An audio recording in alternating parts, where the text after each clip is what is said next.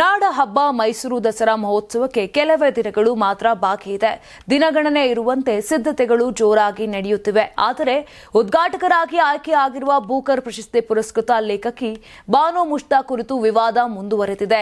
ಈ ಹಿಂದೆ ಹೈಕೋರ್ಟ್ನಲ್ಲಿ ವಿಚಾರದ ಮೇಲೆ ಸಲ್ಲಿಸಲಾದ ಅರ್ಜಿಗಳನ್ನು ವಜಾಗೊಳಿಸಿ ಸರ್ಕಾರದ ನಿರ್ಧಾರದಲ್ಲಿ ಯಾವುದೇ ಕಾನೂನಾತ್ಮಕ ಅಸಂಗತತೆ ಇಲ್ಲವೆಂದು ತೀರ್ಪು ನೀಡಲಾಗಿತ್ತು. ಈಗಾಗಲೇ ಮಾಜಿ ಸಂಸದ ಪ್ರತಾಪ್ ಸಿಂಹ ಸಲ್ಲಿಸಿದ್ದ ಅರ್ಜಿಯನ್ನು ಹೈಕೋರ್ಟ್ ವಜಾ ಮಾಡಿದೆ. ಇದರ ಬೆನ್ನಲ್ಲೇ ಬೆಂಗಳೂರಿನ ನಿವಾಸಿ ಎಚ್ಎಸ್ ಗೌರವ್ ಅವರು ಸುಪ್ರೀಂ ಕೋರ್ಟ್ಗೆ ಹೊಸ ಅರ್ಜಿ ಸಲ್ಲಿಸಿ ಹಿಂದೂಯೇತರರನ್ನು ಚಾಮುಂಡೇಶ್ವರಿ ಪೂಜೆಗೆ ಆಹ್ವಾನಿಸುವುದು ಪರಂಪರೆಗೆ ವಿರುದ್ಧವೆಂದು ವಾದಿಸಿದ್ದಾರೆ.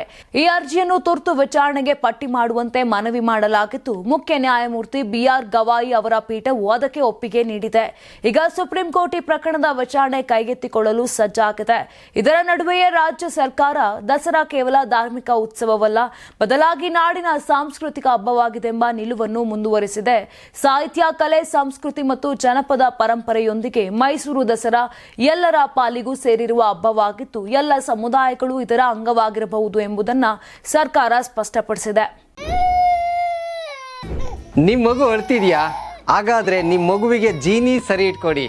ಯಾಕಂದ್ರೆ ಜೀನಿ ಸರಿ ಇಟ್ಟು ನಿಮ್ಮ ಮಗುವಿಗೆ 100% ಸರಿಯಾದ ಆಹಾರ. ನಿಮ್ಮ ಮಗು ನೆಮ್ಮದಿಯಾಗಿ ನಿದ್ದೆ ಮಾಡಬೇಕಾ, ದಷ್ಟಪುಷ್ಟವಾಗಿ ಬೆಳಿಬೇಕಾ? ಹಾಗಾದ್ರೆ ಜೀನಿ ಸರಿ ಇಟ್ಟು ಕೊಡಿ. ಎಲ್ಲಾ ಮೆಡಿಕಲ್ ಶಾಪ್ಗಳು, ದಿನಸಿ ಅಂಗಡಿಗಳು, ಸೂಪರ್ ಮಾರ್ಕೆಟ್ಗಳಲ್ಲಿ ಲಭ್ಯ. ನಮ್ಮ ಕರ್ನಾಟಕ ರಾಜ್ಯದಲ್ಲಿ ಕಳೆದ ವರ್ಷದ ನೀಟ್ ಮತ್ತು ಐಐಟಿ ಜೆಇಇ ಪರೀಕ್ಷೆಯಲ್ಲಿ ಸಾವಿರಾರು ಉಚಿತ ಮೆಡಿಕಲ್ ಹಾಗೂ ಐಐಟಿ ಸೀಟ್ಗಳನ್ನು ನೀಡಿರುವ ನಮ್ಮ ಹೆಮ್ಮೆಯ ಎಕ್ಸೆಲ್ ಅಕಾಡೆಮಿಕ್ಸ್ ವಿದ್ಯಾಸಂಸ್ಥೆಯಾಗಿದೆ.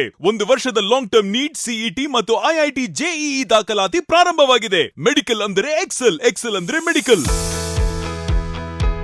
ನಾನು 86 kg ಇದ್ದವಳು 71 kg ಬಂದಿದ್ದೀನಿ. ವಯಸ್ಸಾದ್ಮೇಲೆ ಸ್ಮಾರ್ಟ್ ಆಗಿ ಕಾಣ್ತೀರಾ ಅಂದ್ರೆ ಜಿನ್ನಿ. 126 kg ವೇಟ್ ಇದ್ದು ನಾವು ಈಗ 114 kg ಲೆಕ್ಕ ಬಂದಿದ್ದೀವಿ. ಯಾವುದೇ ಸೈಡ್ ಎಫೆಕ್ಟ್ ಆಗಿಲ್ಲ. 84ರಿಂದ 50 kg ಬಂದೆ. ಆಮೇಲೆ ಸಣ್ಣಗೆ ಫಿಟ್ ಆಗಿದ್ದೀನಿ. ಅದಕ್ಕೆ ನಾನು ಯೂಸ್ ಮಾಡ್ತಾ ಇರೋದು Genie Slim. Karibasaveshwara agri India private limited ರವರ ನಂಬರ್ 1 ಸ್ಪ್ರಿಂಕ್ಲರ್ ಪೈಪ್.